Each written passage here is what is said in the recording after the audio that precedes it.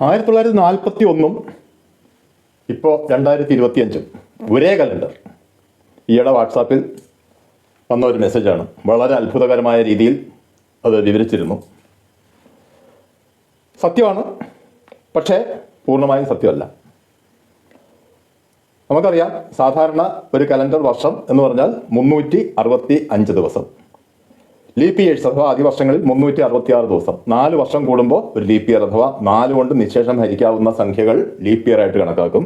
പക്ഷേ നൂറ്റാണ്ടുകൾ വർഷമായിട്ട് വരുമ്പോൾ അങ്ങനെയല്ല. 400 കൊണ്ട് നിശേഷം ഹരിക്കാവുന്ന സംഖ്യകളാണ് ലീപ്പ് ഇയേഴ്സ് ആയിട്ട് കണക്കാക്കുന്നത്.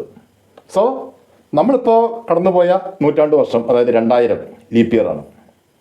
അതിന് മുമ്പുണ്ടായിരുന്ന നൂറ്റാണ്ട് വർഷം 1900 അല്ലെങ്കിൽ ഇനി വരാൻ പോകുന്ന നൂറ്റാണ്ട് വർഷം 2100 ലീപ്പ് ഇയർ അല്ല.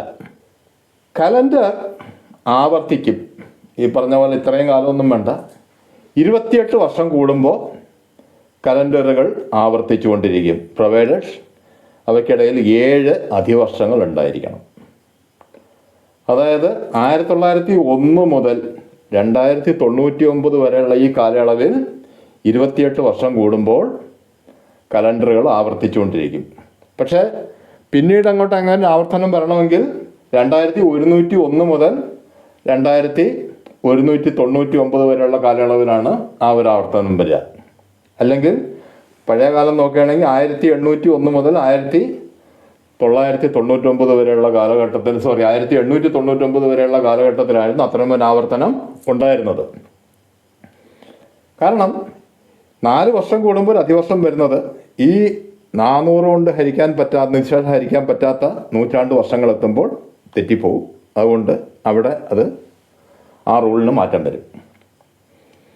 സോ 1941 മുതൽ നമ്മുടെ ഈ 2025 വരെ 84 വർഷം, അതായത് 28 വർഷങ്ങൾ കഴിഞ്ഞു.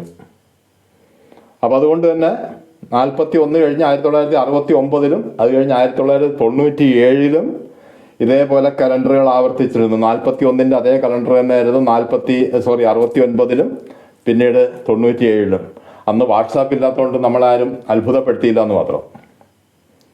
സോ 2025 നിന്ന് 2109 അന്നും ഇതേപോലെ 84 വർഷം കഴിയാണ്.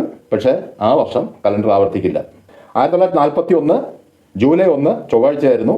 നമുക്ക് ഈ വർഷവും ജൂലൈ 1 ചൊവ്വാഴ്ചയാണ്. പക്ഷേ 2109 ജൂലൈ 1 ചൊവ്വാഴ്ച ആയിരിക്കില്ല. പകരം ഏതാഴ്ചയായിരിക്കും? കമൻറ്റ് ചെയ്യുക.